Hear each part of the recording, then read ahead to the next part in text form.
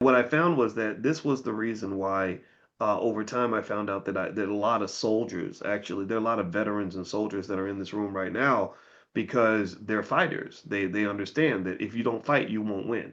If you don't have a plan, you won't be successful, and that you're better off making a plan to overcome the adversary than you are by simply submitting and surrendering to the adversary. So that's what it is. And so I personally think that we got to be really careful about how we talk about racism and systematic oppression and things like that. You can acknowledge it. You can say, yeah, this is a problem that must be solved, but you can't say it's the unsolvable problem that's going to stop me from having the things that I want.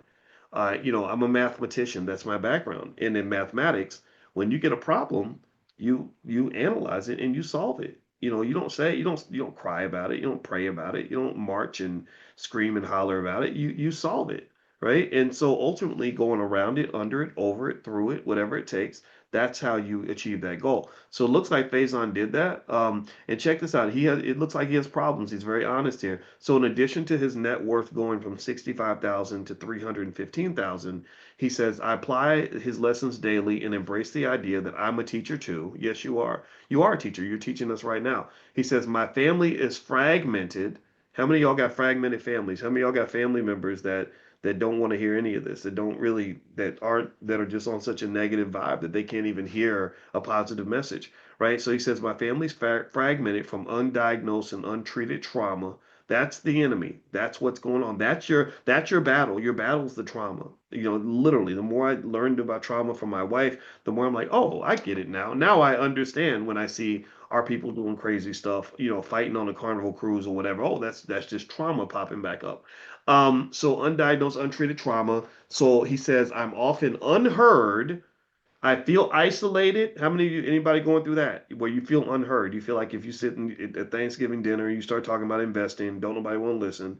Everybody thinks you're a know-it-all, right? So he says, I feel unheard. You want to share the joy. You want others to know, like, hey, look, I have an extra 20,000 in my bank account now.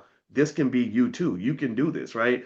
And they don't want to do that. They want to tell you all about the problems and how hard it is. And some people will get really angry at you because you won't join in on their pity party. Am I lying or am I telling the truth? Like really, they want attendees for the pity party. And when you don't want to be in the pity party, when you're like, no, let's have a solutions party. Let's have an optimism party. They don't want to hear that. People get mad at you for that. I get it. I know. I understand. So he says, I'm often unheard. I feel isolated. Yes. Success, it is lonely at the top. I can't say I'm at the top, but I've accomplished a couple of things.